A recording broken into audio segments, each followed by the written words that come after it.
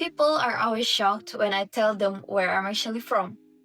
If you have ever felt like your background was supposed to limit what you could become, stay with me. Because this is exactly what this channel is for. Working inside a 5-star hotel, conversation happen constantly. Guests ask where you're from, how long you work here, what your fat looked like before this. Usually, it's a small talk. But every time I answer honestly, I watch the same reaction happen, rise. Sometimes disbelief because the answer isn't what they expect. I come from a small village in Indonesia, not a city, with opportunities on every corner. Just a small village where the economy at the time made a decision for me before I even had the chance to choose it myself. Continuing to university wasn't realistically possible, not because I didn't want to learn or didn't have the ability. I got really good grades and I could just get a lot of scholarship. It just wasn't something the economy around me could support. The university is all far away and that wasn't something for me. I want to slow down here because I think this part gets skipped too quickly in most success story videos. And it's actually the most important part when people say I didn't have the money for university. It's usually treated as one sentence, one small details on the way to the real story. But the sentence represents something much bigger. It represents an entire set of decisions that get made for you silently before you have even old enough to understand what's happening. In a small village, opportunity isn't just about ambition, it's about infrastructure. It's about whether there's a good school nearby. It's about whether your family can survive a month without your income if you go study instead of work. It's about whether anyone around you has ever done the things you're dreaming about, so you even know it's possible. When none of those things are in place, ambition alone doesn't move you forward. People wouldn't believe on you. And that's a very different problem than simply not trying hard enough, which is often how it gets framed from the outside.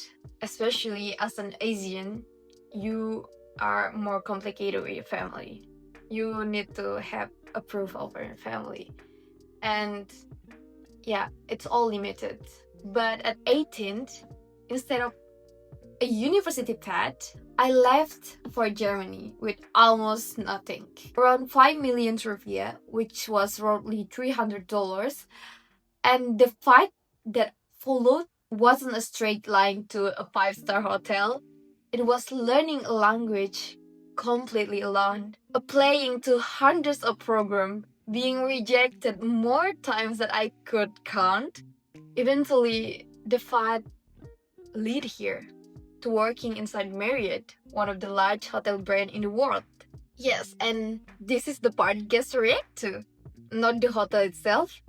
The distance between where I start and where I am now, because in their mind, a 5-star hotel career often comes with a certain image. University degrees, hospitality school, a clear traditional, well-funded path. And I didn't have any of that.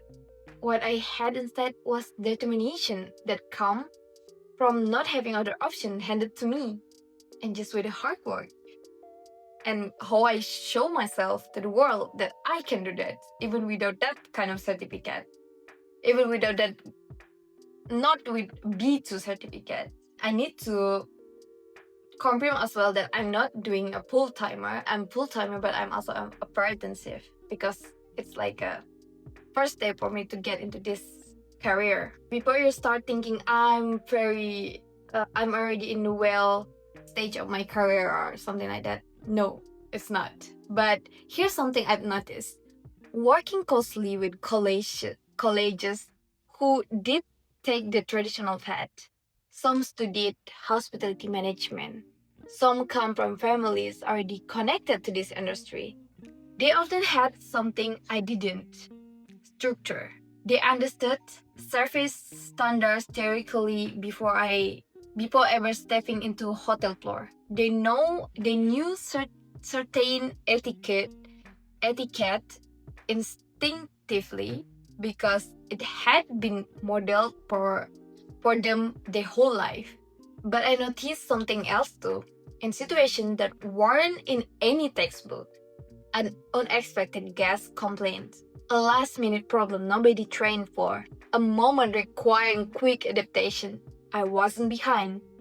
If anything, I was often faster to adjust. And I think I understand why now. When you have spent years solving problems with limited resources, when you had to build your own textbook out of printed screenshots, when you have had to make €1 stretch poorer than it should, adaptability stops being a skill you study. It becomes the only way you know how to operate. I used to think not going to university meant I was behind, that there was a passion of my life I was missing out on, simply because of where I was born and what my family could or couldn't afford. Standing inside this hotel now, that I'm living in Germany now, hearing guests genuinely amazed by the fact that got me here, I understand something differently. My background wasn't the obstacle everyone assumed it would be.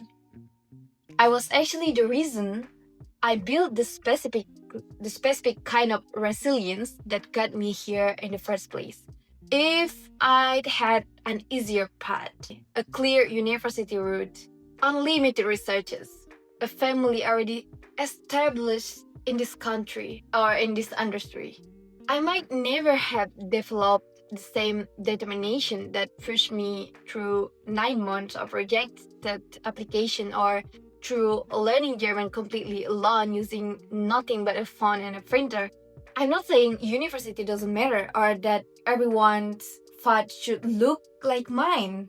It genuinely helps people, and if that path is available to you, it's a real advantage. And I never tell someone to avoid it out of some idea that struggle is more noble.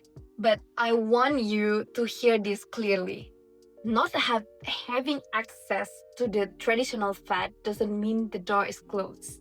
It means the door you walk through might look different than everyone else. It might take longer. It might come with more rejection along the way, but it can still lead somewhere real. There's something else I've had to unlearn, and I think this matter for a lot of people watching this as well. Whether you're starting from, for a long time, I quietly believed that my story was only valuable once it had a successful ending attached to it. The married job, full-time job, highest position, the higher exam score, proof that it all worked out. As as if the year of struggling in between weren't worth mentioning on your own, unless they lead somewhere impressive. But I don't think that's actually true anymore. The version of me skipping dinner over €1, the version of me crying over German grammar with no one to ask, the version of me refreshing my email for the hundredth rejection, that version of me wasn't just before the real story started. That was already the real story. The outcome didn't create the value, but the decision did. I think this matters because so many people wait to share the story or even fully own their story until it looks impressive enough, until there's clear win to point to. I did as well.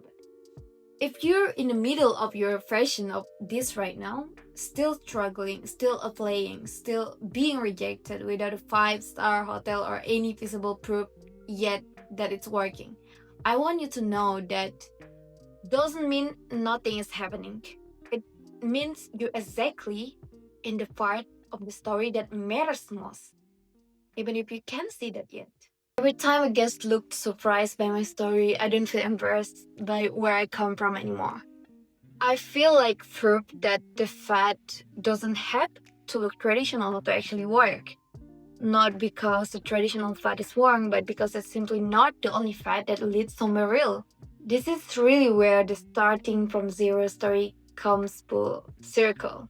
From a 5 million rupiah, $300, and a small village to building a language ability from nothing, to 9-month rejection, and to 5-star hotel career that I built without the path everyone assumed you need. From a family, from a environment that never have anyone go abroad, but I did. I don't want this story to just be something you watch and felt something about for 10 minutes and then moved on from. I want I want it to actually be useful for whatever your version of starting from zero looks like right now. Because the truth is, most people watching this aren't trying to move to Germany or work in hospitality or learn a new language. But almost everyone has the same version of a door that looks close to them right now because they don't have the traditional research everyone says you need. Hear what I actually want you to take from this.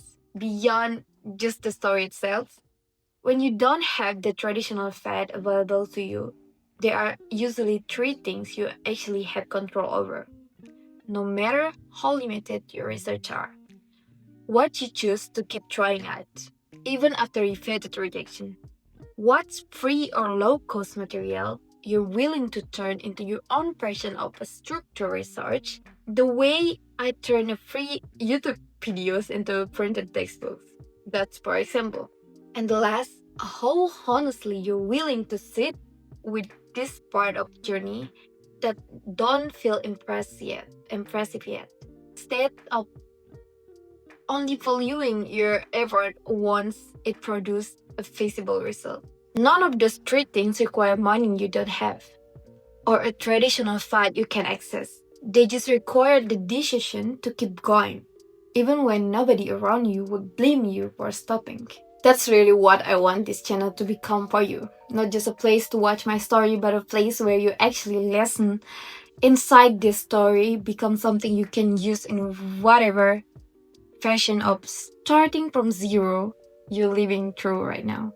The origin story ends here, but this is really just the beginning of what I want to build with you. Turning everything scarcity, rejection, and starting from nothing has taught me into something genuinely useful for your own life, whatever that looks like. That's exactly what's coming next. Thank you for listening. Tschüssi.